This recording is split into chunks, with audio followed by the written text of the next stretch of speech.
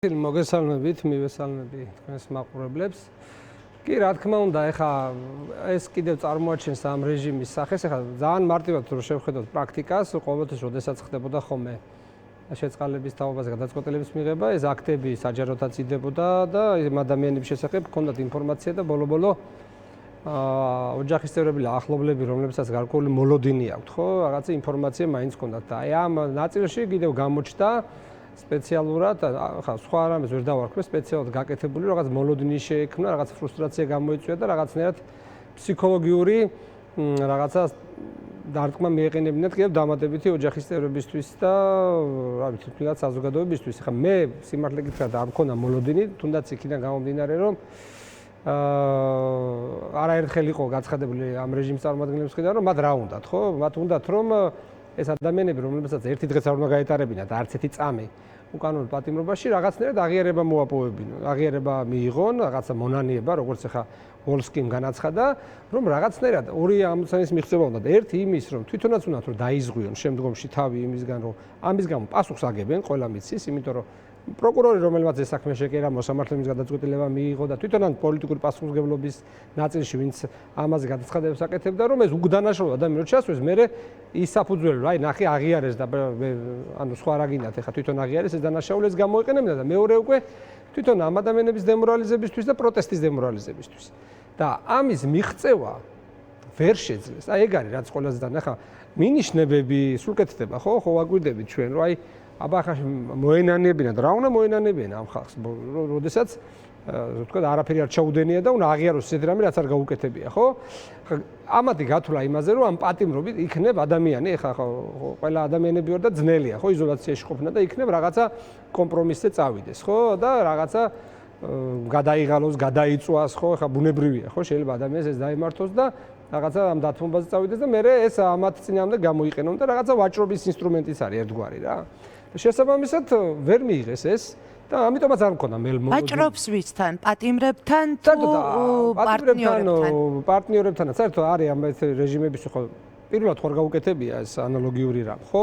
და წინა შეწყალებებით რო გავიხსენოთ, პოლიტიკური პატიმრები რო ყავდა, რაღაცა დაიჭერს ამ ადამიანებს და მე ამ ადამიანების გათავისუფლებით რაღაცნაირად საერთაშორისო პარტნიორებთან ვაჭრობს, რომ თითქოს რაღაცა კომპრომისზე მიდის და ამას ყიდის რაღაცა თვალსაზრისით. აქაც რაღაც ამ ტიპის მცდელობასთან გვაქვს საქმე, ოღონდ აქ მათ არ უნდათ გამოჩნდეს ზუსტად, რომ აი, იმიტომ რომ მე დარწმუნებული ვარ, რომ რომელიმეს რო დაეწერა შეწყალება და მოეთხოვა და პატიება რაღაცა ბჭყალებში არაფრის გამოეთქვა, იმ ადამიანს გამოუშვებდნენ. და ზუსტად ეს აგიჟებთ ამათ ყველაზე მეტად, რომ ამ ადამიანებში ამ კომპრომისი წამსვლელი ვერ ნახეს.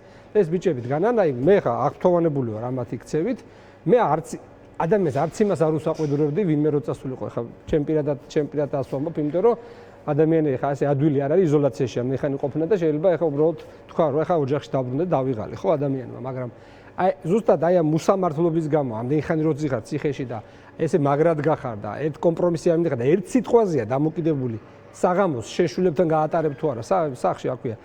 საღამოს, ხო?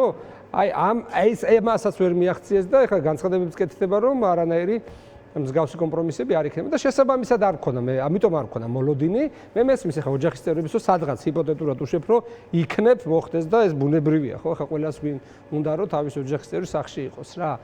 ამიტომაც ვამბობ, ამ და ხანახანა როცა აკეთებენ ყაველაშვილზე, მოდი ვთქვათ, ეს ადამიანი არაფერ შუაში არ არის, ეს არაფერს არ წყვიტავს. ერთი ადამიანის მიღებულია გადაწყვეტილება ამ ადამიანების უკანონო პატიმრობის და იმ ადამიანიზეა დამოკიდებული, ვაიძულებ თუ არა რომ გაათავისუფლოს. ეს არის ბიძინა ივანიშვილი. დანარჩენი ეხა ის საერთოდ არაფერს არ წარმოადგენს, მე დარწმუნებული ვარ ხელმოწერასაც სხვა ადებს მის მაგივრად და შესაბამისად ეხა ეს არის უბრალოდ არც შეწყალების და არც წყალობის არაფერი არ არის აქ, უბრალოდ ეს არის ინსტრუმენტი, რომელიცაც ეხა ესეთი იყენებენ და.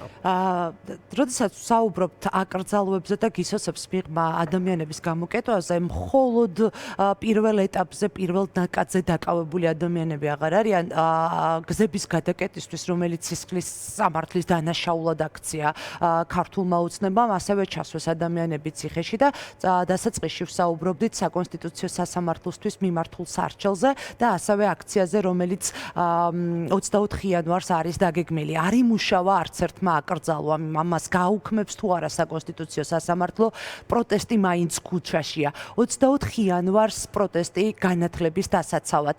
რა იქნება სათქმელი მოქალაქეებს და რა საფრთხეებს შეიცავს ეს ცვლილება, რეფორმა? ხო, მოდი დავიწყოთ საკონსტიტუციო სასამართლოს მიმართვა ახსენეთ. მე ვფიქრობ, რომ ჩვენ საქართველოში დამოუკიდებელი ინსტიტუტები აღარ გვაქვს.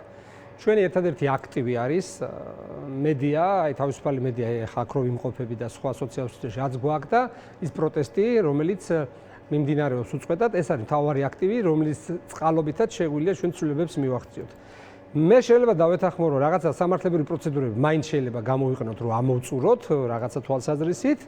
ამიტომ ხა სასამართლოშიც სამართლებრივადაც დავავთ, რომ იქ აბსურდიც ვაჩვენოთ, ხო? ამ სამართლებრივი აბსურდიც უნდა ვაჩვენოთ ამ ყველაფერთან ერთად.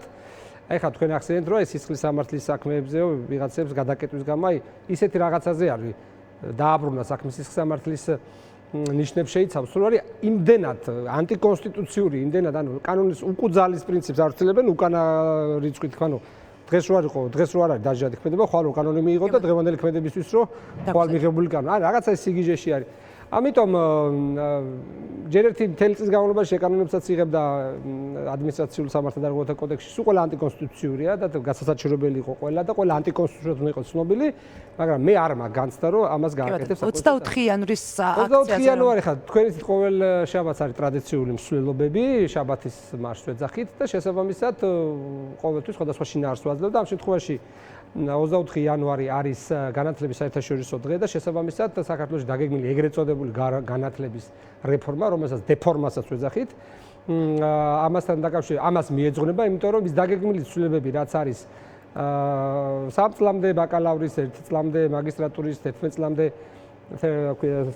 ზოგადსაგანმანათლებლო პროცესის შემცირება იწვევს ფაქტობრივად იმას, რომ საქართველოს წყდება საგანმანათლებლო ევროპულ საგანმანათლებლო სისტემას.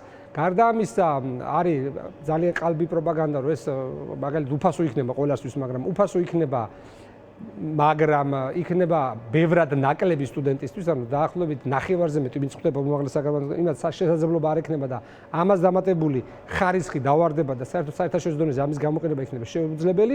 გარდა ამისა აპირებენ უნივერსიტეტების გაყიდვას და დიდი ალბათობით იქ რა ვიცი კაზინოების და რაღაცების გახსნას, იმიტომ რომ ეს შენობები მოწონთ ახლა რომელიც ახლა მაგალითად ილეაუნის შენობა რომელიც ვაკის ფაქტად ძალიან კარგი ადგილას არის.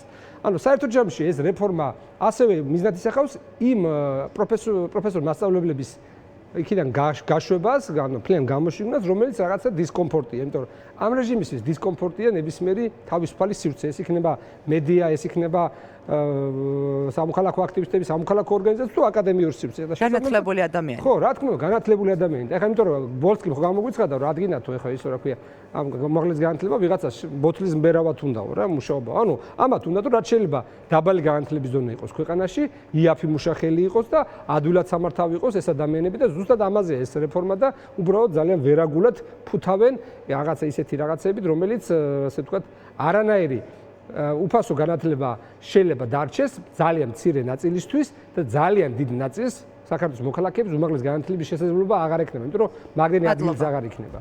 მადლობა, ტატო კელბაქიანს უსმენდით ჩვენ პირდაპირ ეთერში.